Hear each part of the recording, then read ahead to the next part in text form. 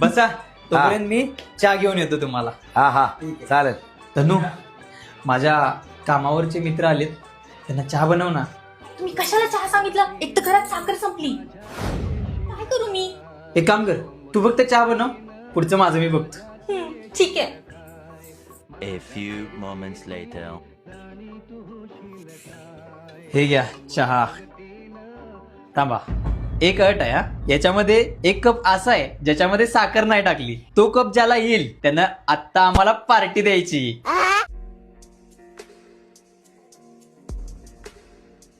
अरे पोतभर साखर भरून टाकले का याच्यात? एवढा गोड? गोणीभर साखर टाकली की काय? मेलभर साखर टाकली याच्यात. किती गोड आहे चहा? अख्खा साखरेचा कारखाना टाकला की काय?